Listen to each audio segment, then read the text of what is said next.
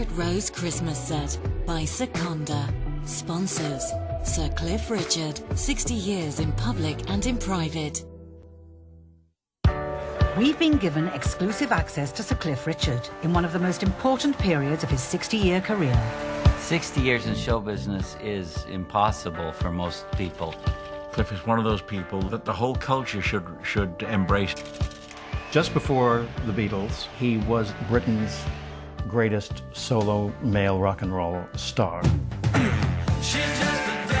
This wholesome heartthrob has sold well over 250 million records to become the Peter Pan of pop. He was clean cut, he was the boy next door, and he had this enormous charm. However, the last 4 years have been the toughest of his life. An accusation of sexual assault has threatened to destroy his well-crafted image. The search of Sir Cliff Richard's home followed allegations he sexually assaulted a 15-year-old boy. I do not have any hint of that kind of activity in my background. None at all. Cliff's been through stuff which would break many a man. It shook me rigid. I can't explain how bad it felt.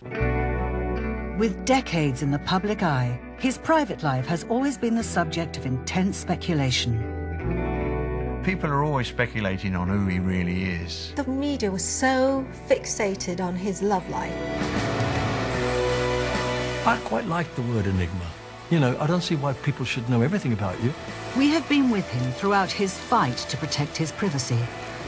I refuse to be fodder to journalism. And as he records a new album that reflects his return from the dark times. They're never gonna take me down. You can't kill ambition, and I still want fame. I like what I am. I like where I am. I like what I do. I like who I am.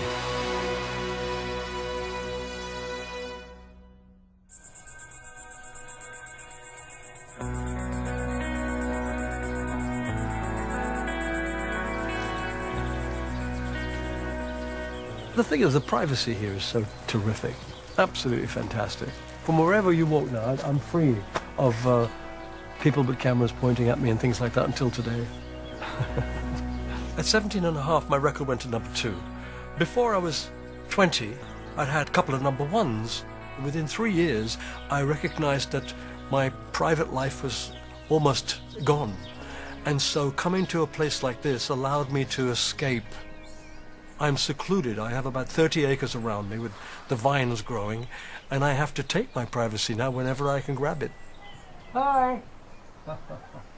Everything that's happened that's been important has happened here. And so even in the darkest moments of my life, I was here. Sir Cliff Richard spends much of his time here in his home in Portugal. This is a landmark year for Cliff, his 60th in show business. So that's Leonie, happy 70th birthday. Oh, okay. Happy 70th. There's a lot of those. He has spent the last 5 mornings signing photos for his most loyal fans. And this is lovely. This is a retirement card for somebody. Okay. Carmel. What, is it Carmel, C-A-R-M-E-L. Yeah. Cliff values his privacy in Portugal, but today he is opening the doors to the public. He is hosting a special event at the winery he owns, close to his home. For the last few years, I've been doing a wine signing, and we thought we'd get the usual 600 or 700 people, but 1,400 people are coming. I got up at 2:45 this morning. I've followed him since I was 15, and I'm not telling you how old I am now. I think the Cliff fans are legendary because they live their life almost around Cliff's life. We got married on Friday. Yeah. This is our honeymoon. We basically organised the wedding around Cliff because Tracy is a huge Cliff fan. Yep. Although Cliff is opening the doors to his trusted fans, he's become aware of the wider public's appetite for gossip and rumour. I talked to my lawyers about, I said, what do I do about what people say about me on the internet? They said, get used to it, you're a celebrity. Well, I didn't become a celebrity, I didn't become a singer to have people say all sorts of crap about me publicly. And so it's very unnerving. In August 2014, Cliff was in Portugal when he had a phone call which was to change his life forever. He heard his home in Berkshire was being raided by South Yorkshire police. The phone rang, and it was the people that managed my apartment block. And they said, police are outside your apartment. What do I do about it? And I said, please, they have a warrant. You must let them in. But I didn't know how deeply disturbing it would be until I actually heard what the accusation was. A search warrant has been granted after police received an allegation of a sexual nature dating back to the 1980s. This involved a young boy under the age of 16 years. It shook me rigid, I have to say. I can't explain how bad it felt. When I first heard, I was shocked because I have never seen Cliff act inappropriately with anyone. For Cliff, things were about to go from bad to worse. The BBC had prior knowledge the raid was about to take place. They made the decision to name Cliff and broadcast the search live as breaking news. I throw myself into the lap of the BBC and say, you have known me for 60 years. I do not have any hint of that kind of activity in my background. None at all. If I was a pedophile, there's no way I could hide it for 60 years, for crying out loud. It's impossible. As a former newspaper editor and a former BBC executive, I can't believe this is happening. This is so wrong. It's in the public interest to know what the police are up to. I defy any newsroom, any editor, any news editor in the country not to have run the story had they had the information that Cliff Richard's house was about to be raided. It was a great scoop. Even then, though, looking at those shots from the helicopter into his house, I think that crossed the line. For the next 2 years, Cliff had to live with the uncertainty of not knowing whether the police would press charges. I think Cliff Richard thought that he had constructed a wall around his private life, and I think the fact that his privacy was invaded was like a physical attack on him. I know he didn't sleep. He would tell himself he hasn't slept for 4 years. I thought I was going to die. Supposing I have a heart attack. I had shingles. I don't think I slept more than average 2 hours a night. Cliff's been through stuff which would break many a man, to be accused of stuff you're not guilty of and have that kind of smear on you, I can't imagine how hurt he must have been. Not only was I not charged, I was never even arrested. If they hadn't named me, I'd have survived it much more easily and perhaps even forgot about it later in life, but I'm not going to forget it now. When the allegation first broke, Cliff limited his appearances. Hello. Now, aged 78, he's throwing himself fully back into the public arena.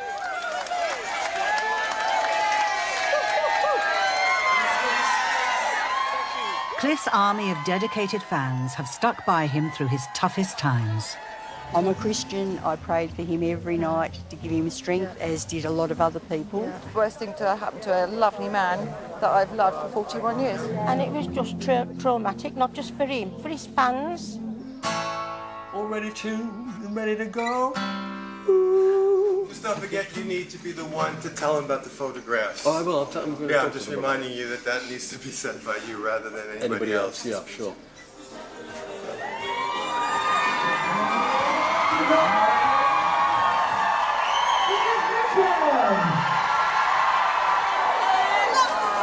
Thank you very much. I can't believe it. What are you doing here? Can you hear my guitar? Oh, tough luck. The young ones, well, darling, we're the young ones. And young ones shouldn't be afraid to live, love, while the flame is strong. For we may not be the young ones very long. Can you quieten down? I can't hear me. Tomorrow, why wait until tomorrow? Cliff's 60 years in show business began with unprecedented success with his backing group, The Shadows, who together dominated the British music scene in the late 50s and early 60s. There's a song to be sung, and the best time is to sing it while we're young. What's in every lifetime? Some of these fans have been with him from the very beginning. I need you, you need me. Oh, my darling, can't you see that you're... Fortunately for me, my fans have grown up with me. They've stuck with me, and that's something I guess is special. It means a great deal to me, and particularly with what I've been through. Flown, darling, that we'll teach the young ones of our own.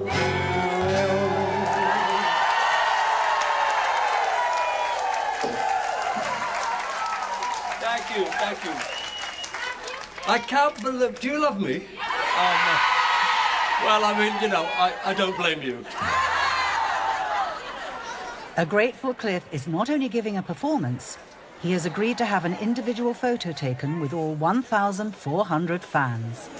I talked to Dan, the photographer, said, please make it really quick picture, otherwise we won't get through. Now we've got a group of disabled ladies, but if you can stand behind them, because the surface is quite unstable now, first of all, and then we get those pictures done, and then they can go get some refreshments. All right. Okay. Walter, when they're done, can you make sure they... Got it, okay. I think he's the sort of performer that inspires loyalty, because he's kind of loyal to his fans, and his fans feel that they should be loyal to him. Oh, I'll come there. Don't worry, that's enough. I'll come here. Yeah? Yeah. All right, okay, great, thank you. There is an area where you don't penetrate, you know, there is a private Cliff as well, which is what makes people intrigued. Like, well, what's he like when he's not signing autographs and not in concert? There's always been interest in Cliff's private life. The fact Cliff's never been married, the fact he's a bachelor, you know, that's an added element to it. He said, like, you know, the secrets I'll take to the grave with me. Naturally, makes people think, well, what are those secrets, you know? Hello, how are you? As Cliff reconnects with his fans, the result of a landmark court case hangs over him. He decided to risk millions of his own money by suing both the South Yorkshire Police and the BBC for invasion of privacy. Cliff has an unsettling summer ahead as he waits for the judgment. What I wanted an apology for, and I got this from the South Yorkshire Police, they publicly in court said, we are so sorry that we caused Sir Cliff such unnecessary stress. I can't tell you how good that made me feel. I mean, and I wanted that. That's what I needed. I needed them to say, we're so sorry.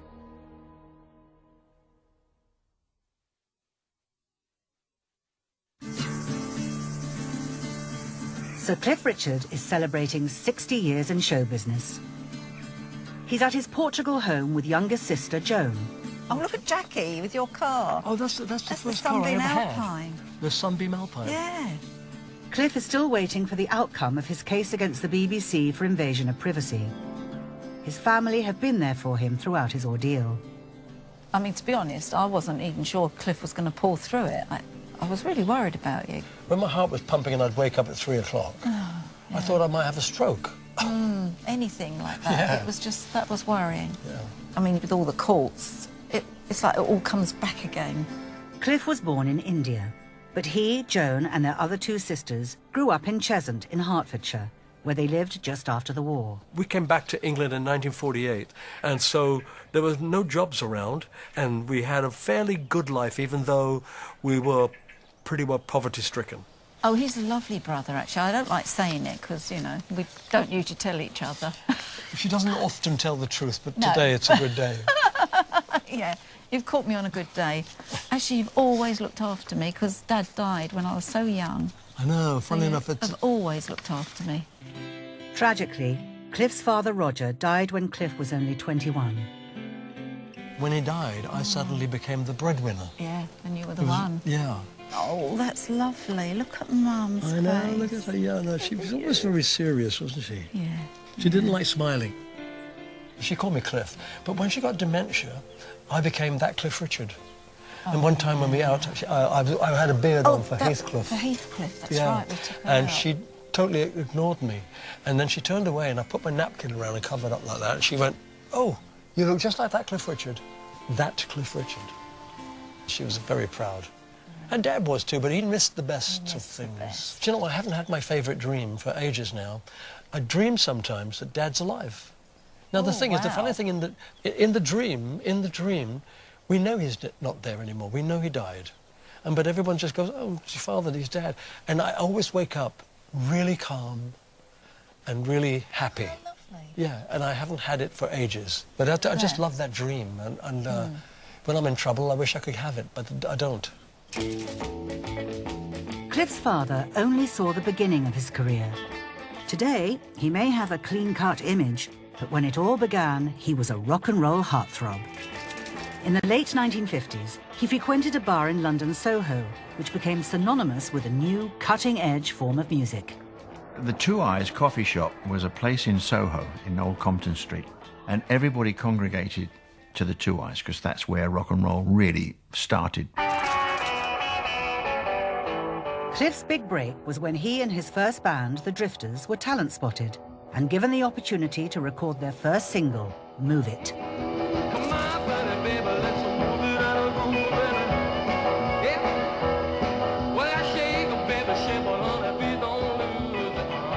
Is the first real British rock and roll hit. It's a historic record. It's a turning point for British popular music. I don't think Cliff was particularly marketed as the British Elvis. Everyone compared him to Elvis. In England, we had Cliff Richards, and there was nothing closer to Elvis than that. Elvis was my hero. He's the one that I dreamed about, wanting to be him. When Cliff joined up with the Shadows in 1958, they quickly produced a string of hits. It was apparent to Bruce and I that he had something special. We could see it straight away in the rehearsal. A shooting star will shoot you, and Mars will go to war. We just weren't ready for the audience response. I mean, as soon as Cliff's name was mentioned, the audience went nuts. The screaming was... And quite honestly, we couldn't hear ourselves play.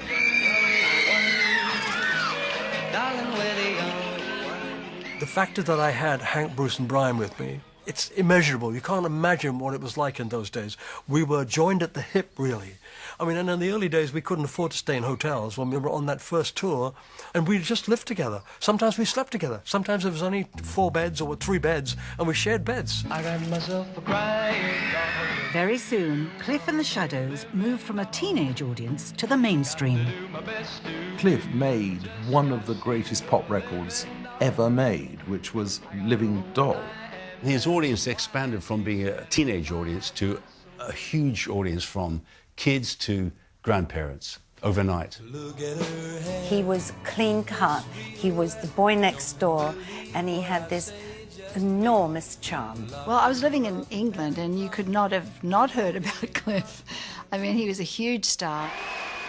Just before the Beatles, he was Britain's greatest solo male rock and roll star. Not only was Cliff enjoying hit after hit, he quickly became sought after by movie producers, keen to cash in on his success. He made The Young Ones, which the Shadows were in, so Cliff suddenly became a film star as well. It was expected to be a film premiere such as the West End had never seen before. Police said it would be dangerous for Cliff to leave his car. Never mind, the fans let themselves go. People forget that both The Young Ones and Summer Holiday were good family films. You know, better than good, very good.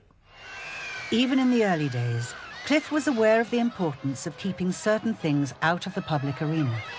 I can remember the first time I had a girlfriend. It was really early. We came out of the Finsbury Park Empire, and you know, people always said to me, "Don't talk about girlfriends. You're going to lose your fans." Anyway, I remember coming out, and this current girlfriend sat on my lap at the front of the car, and I turned around to wave, and the fans had thrown the programs on the floor and were stamping on them at their feet. Well, that frightened the life out of me.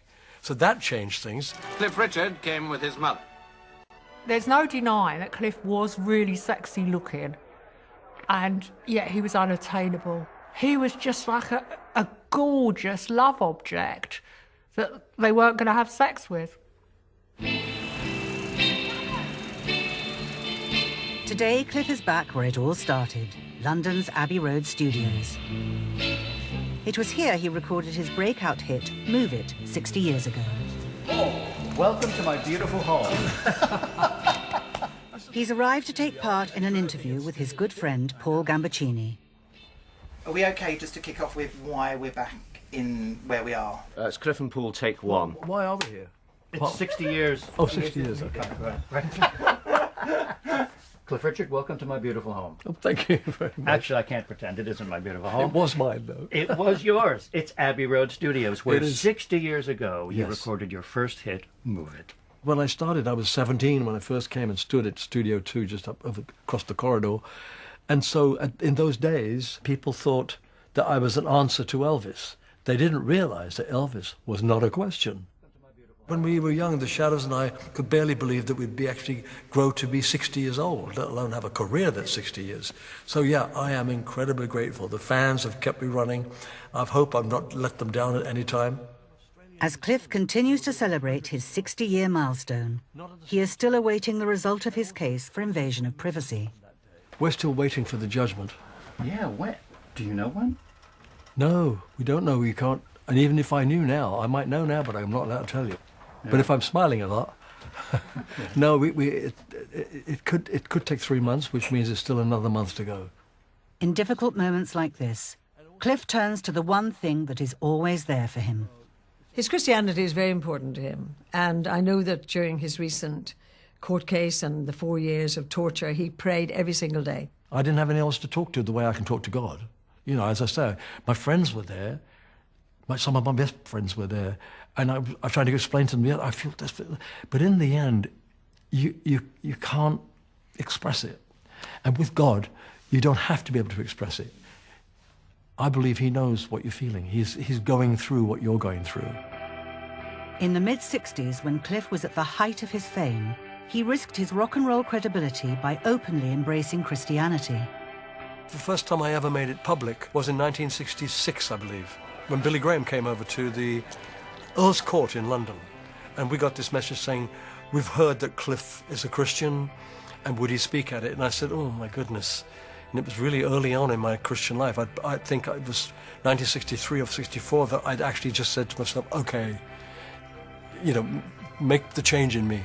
I'm simply a messenger, but his message says, thy sins are forgiven because of what Christ did on that cross. What a friend we have in Jesus, all our sins and grief to bear. At that time, he could have either said he was gay or come out as a Christian, and both would have had a ghastly effect on his career. And he chose to come out as a Christian, and it was a brave thing to do. What peace we often forfeit. I thought it was, personally, I thought it was suicide. You know, it's really easy to believe in Jesus as a sort of Superman hero. It's another whole thing, though, to believe in him as the Son of God. I think he probably overdid it a little bit on some of his live shows when he started to include some gospel kind of music that a lot of the audience didn't expect and probably didn't want. Jesus, and rock and roll can never go together. The rock star is a very rebellious kind of creature, you know, and he's kind of scornful of the morals of the time, whatever, you know. And for Cliff to cast himself in that role but still maintain his you know, open faith, I think is a hard thing to pull off. Not having that image of sex, drugs and rock and roll obviously didn't hinder him because I think he managed to have that sexy image without the stuff that supposedly goes with it. Cliff's faith has remained a big part of his life for over 5 decades. In fact, it's formed the basis of his 18-year friendship with ex-Catholic priest John McKellen, whom he now shares a home with. I enjoyed meeting John because he was a priest, and therefore I felt there's a spiritual connection, and I can talk to him about anything. You need somebody that's solid. There are rumours and innuendo about everybody's private life, and Cliff is no exception. I mean, people would say, well, he's not married, he's never been married, and then he shared a house with John, therefore that must be a gay relationship. Unless Cliff came out and said that was the case, you're just left with sort of speculation. I think the media was so fixated on his love life, and I think they become obsessed. And I think he did a really good job of keeping his business to himself, because the more you didn't know, the more everyone wanted to know. When people ask him about his sexuality and they say, you know, you're an enigma, then Cliff says, oh, I like that. I quite like the word enigma. You know, I don't see why people should know everything about you. Sometimes journalists who you've never met will ask you the most impertinent questions. And I've often said, you're kidding, aren't you? My best friends don't ask me that. I don't even know who you are. I'm not going to answer a question like that. It doesn't matter what it is, whether it's about sexuality or anything. If I feel it's too personal, then I say so. What no one wants to admit is that maybe Cliff was never interested in sex. There's the paradox. Maybe he looked really sexy, but he wasn't interested in sex. I don't think he sacrificed anything. I think he's very happy in his life. If you look back at his interest in Christianity and how it took over his life, you can see how maybe carnal sin wasn't the number one thing on his mind all the time. Cliff has always tried to keep certain aspects of his life private. However, he is now throwing himself fully back into the public eye by recording and promoting a brand new album. Can you give me more volume? If you could give me a bit more level on the track. The truth is, baby, you deserve the best. He hasn't had a #1 for over 10 years. Cliff, that's great. Should we do another one exactly the same? I haven't made an original album for 14 years. And this is the first time I've been able to sing brand new songs. I'm back where I'm meant to be. This is what I do. I like it. Love's the gift we... Cliff's new album is called Rise Up, a record which reflects his recent difficulties. They're never gonna break me down. They're never gonna take me down. You know I'm gonna rise up feeling stronger. It's strange, really, that I've had to have the 4 bad years before somebody said, let's do an album of brand new songs. Because I'd got into the fact that, you know, it is difficult to get airplay for people like myself, and therefore we're less and less likely to record brand new original material. It has a significance in that I am starting again, and I haven't been broken down, and I have a new album.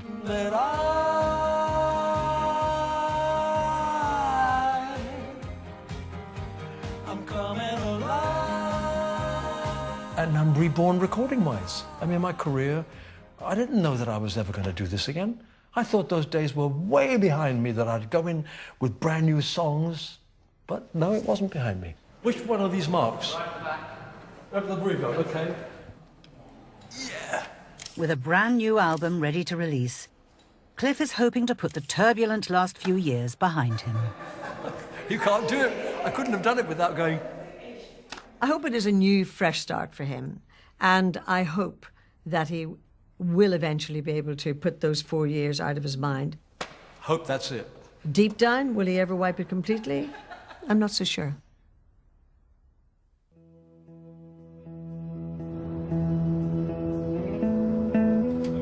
Sir Cliff Richard is celebrating a landmark year, his 60th anniversary in show business. Today, he is recording a TV advert to promote his new album, Rise Up. He hopes this will help to relaunch his career. I chose this colour because the very first Elvis album was a black and white picture, and it had Elvis Presley in green, pink and green. Yeah. And I've used that font as well on most of my albums, actually, because he was a big inspiration for me. Yeah. Well, for our generation, really, it kicked it all off. The Clash used that as well, didn't they? For did they? London's Calling. Yeah, it was the same. Oh, really? I think it was someone smashing They were long a after guitar. me, though. Yeah, it was. Standing by, everyone. Rise up.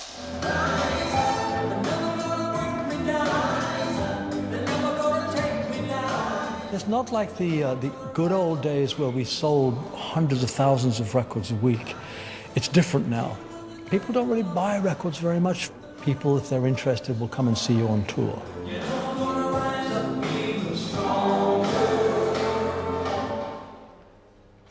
That was great. Do they have charts now? Yes. Streaming chart counts for something else. Well, streaming charts are of no value. Well, they are. It does count. It does count. The charts seem to be so broken up. And I asked someone today, well, is there a chart? And they said, yes, there is. Oh, there's a streaming chart. I said, well, I'm not going to get streamed, I don't think. And so it's difficult to know. I'm hoping that someone will tell me Rise Up has just entered the charts. It would be great if it did. This is easy to twirl on. And it helps if you wear leather shoes.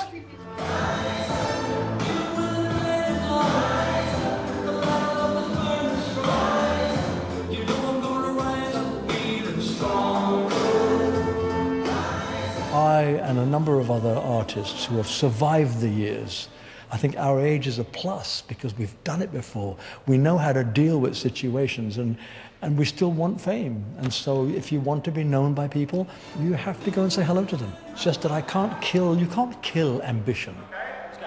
Cliff hopes his album will help propel him back into the charts. However, this is not the first time he has had to rebuild his public image. I think the late 60s and the early 70s are not the high point of Cliff's career. There was a definite kind of creative lull. Power to the boys who played rock and roll, made my life so sweet. By that time also he was not only not cool, but you know, a lot of people really didn't like him, particularly on the music press. You know, he was kind of object of derision, you could say. Power to all our friends, to the music that never ends. At that point, he was really a family entertainer. Baby, power to you and me. It wasn't until Bruce Welch produced an album called I'm Nearly Famous that Cliff got back on track. The album came out. We had 3 hits from it straight away.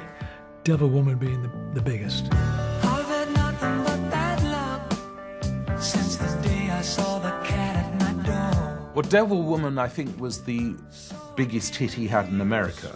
In some ways, you sort of don't associate that song with the sort of thing that Cliff would normally sing. But I think the fact that he could sing it and bring it off like that shows, you know, how versatile he can be. With I'm Nearly Famous, he was completely reinvented as a hipper artist than he'd ever been, because it was like he was a new artist. She's just a devil woman with evil on her mind. Beware the devil woman, she's gonna get you. The next generation that was coming up were tuning in to Cliff. It gave his career a colossal boost, and he began playing stadiums and things again. He reached out to a new audience and reminded his old audience that he was still good. From 1976, and certainly all through the 80s, was on a roll. In the 80s and 90s, Cliff re-established himself as a household name with catchy Christmas hits.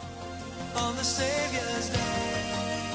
You hear all of these amazing songs, and people know it's genuine. It's who he is, and they're beautiful songs. Look back or turn away. I don't particularly like Christmas songs very much. I think it's just a big commercial excuse, isn't it? He's calling you on the Savior's Day. In 1995, Cliff received a knighthood for his charity work. He wasn't knighted because he was Cliff Richard, the pop star. He got knighted for charity work, being a Christian and being a good guy. I think my knighthood is probably the culmination of everything because I could never have expected it. That's the whole thing. The year after, an impromptu Wimbledon performance not only etched him into national folklore, but showed he could entertain a crowd without the need of a backing group.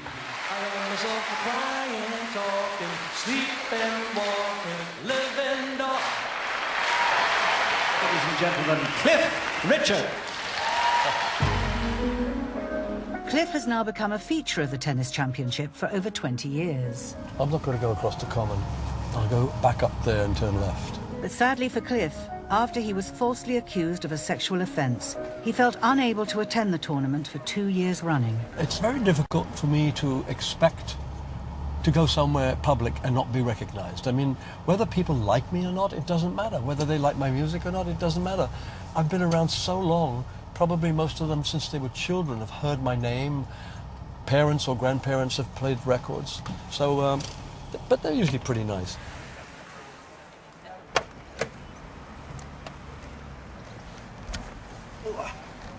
Heavy old door.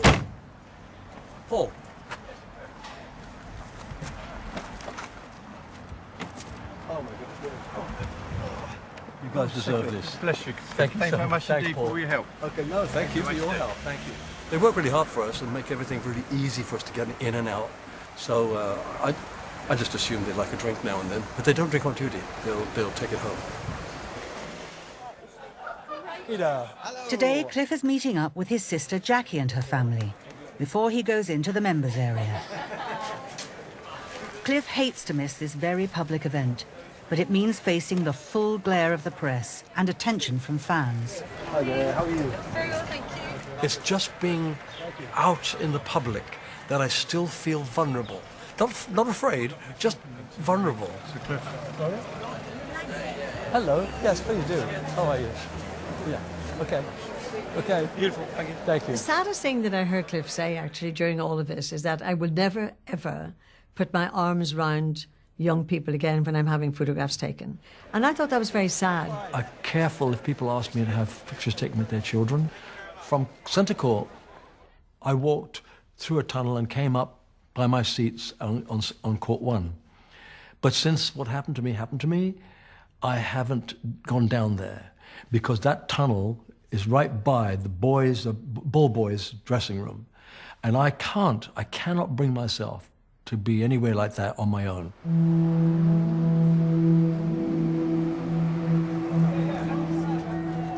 6 months ago, Cliff made an emotional appearance in court as he sought damages against the BBC. Today is the day of the verdict, almost 4 years since Cliff's life was turned upside down. So Cliff Richard is due any minute to hear whether or not he has been successful in his battle against the BBC. I refuse to be fodder to journalism, and that's all we are sometimes. All eyes are on this verdict. Many fear that a Cliff win would mean that the press would be forbidden to report on police activity prior to a suspect being charged. I think there's a bigger picture here about the police being accountable in a democratic society. I think the public have a right to know that's happening. They feel they have the right of freedom of speech, which is absolutely correct. They do have the freedom of the speech, but they don't have the freedom to abuse it, and they abuse it over and over and over again. Cliff hopes the judgment will bring to an end the most difficult chapter in his life.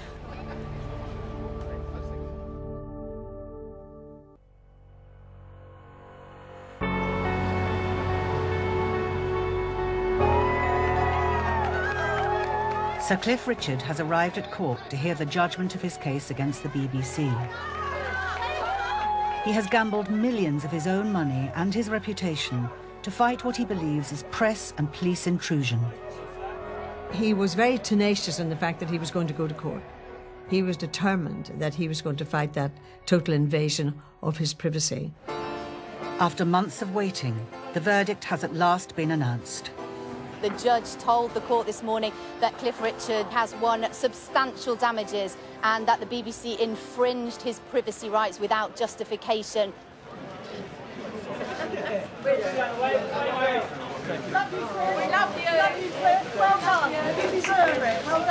Good morning, everyone. Sir Cliff is, of course, very pleased with the court's judgment today, in which the judge concluded that, and I quote, the BBC went in for an invasion of Sir Cliff's privacy rights in a big way. When I heard the judgment in court, I didn't feel triumphant. I didn't punch the air. I just felt, okay, justice. And when it comes to the BBC, I didn't want to go, BBC. I just thought, well, they've lost, and that's probably painful enough for them. I can't really answer too many questions at the moment. It's going to take a little while for me to get over the whole emotional factor, and so I hope you'll forgive me. I'll talk to you some other time. Thank you very much. Well done! We love you! No one is more delighted with the judgment than Cliff's ever-loyal fans. We're elated. I'm totally elated for him. It's fantastic news. I'm over the moon. We did a good drink after to celebrate as well. Congratulations and celebrations. I want the world to know I'm happy as can be.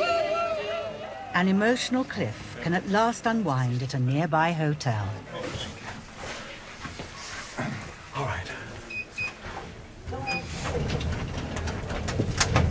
So, they've got a very nice bar here. Have they? Should we go there? Yeah, I think so. We need to lift the glass and say cheers. I think so. Now this chapter of his life is over, Cliff can finally focus on his career. He's at the start of an 11-date UK tour, and tonight he's in Newcastle. Although he is 2 years off his 80th birthday, a reinvigorated Cliff shows no signs of slowing down. When I'm in Portugal, I play 3 times a week. Oh, I want to play tennis on my 100th birthday. Well, I mean, when I was 50, everybody's going, oh my God, 50. And I said, well, that day I said, nothing's changed. I'm going to play tennis when I'm in my 70s. Well, here I am. That's not very nice. It does set me up. And so any day, I mean, even today, I've got a concert tonight. And I don't feel bad about it. I'm not worried about it. I think I'll go home, have a little lie down for a while, have some soup or something for lunch, and I'll be ready for sound check. With the game over, Cliff's security feel they need to get him out of the building without being mobbed by waiting fans. Cliff, before we go, when you get changed, we're going to take another route out because the crowds are outside the front. Hello.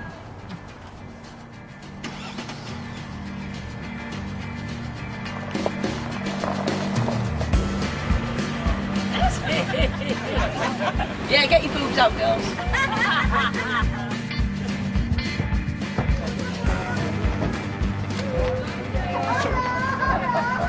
Through the cracks. Watch that.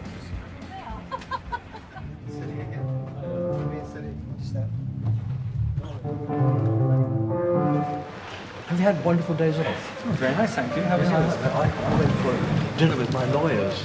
Oh, and they paid. Hey, that is a win for everyone. That was a thrill. No, it was a celebration dinner for our court case there. It's really nice.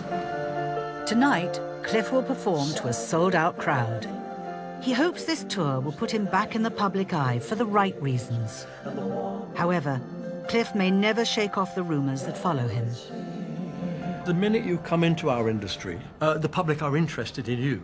Not just your music, they are interested in you. The only thing that you have to be sure of, that you only tell them what you want them to know. I don't see why people should know everything about you. And in fact, there are certain people that will never know everything about me. I think that Cliff will go to his grave an enigma. He will have done it very successfully. He's a bit like, you know, the Mona Lisa of pop music, if you like. We don't know a lot about him. We're all going on a summer holiday. He's private. He's a private person, and so he should be. His life's his own, nobody else's. And as long as it keeps us happy, that's all we worry about. We love it! Cliff will never give up. No, we won't. He'll never ever give up. The energy, and he gives us lots of energy as well. Yes. And that's why we love him so much. Yes. He is. He's the one. We love him. Cliff has faced many challenges throughout his 60 years, but it seems he still has the determination to carry on performing for as long as possible. He has the same passion now as he had when I met him 60 years ago. I don't really know what the future holds for me in terms of how long I can go on. I could be 100, couldn't I? I mean, I don't know. But you can never know what's around the corner. Cliff has enjoyed a career which has seen success over 6 decades, as one of the biggest-selling artists the country has ever produced. There's always a tendency in the press to want to write people off. And I think people have tried to write Cliff off a lot at various times in the past, but they never quite managed it, did they? There'll never be another Cliff Richard. There will never be anyone who has 130 or 140 hits over 60 years. 60 years in show business is impossible for most people. I mean, they get into show business, maybe they have 2 good years, but Cliff Richard, 60 years, come on. I think Sir Cliff being in the public eye for that long speaks volumes about who he is.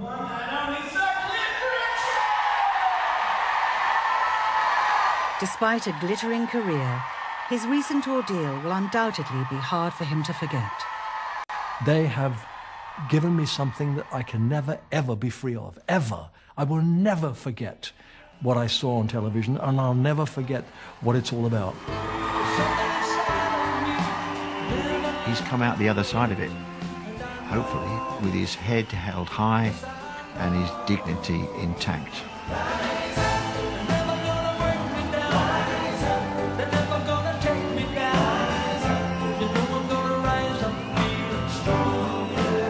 I wouldn't change anything. I like what I am. I like where I am. I like what I do. I like who I am.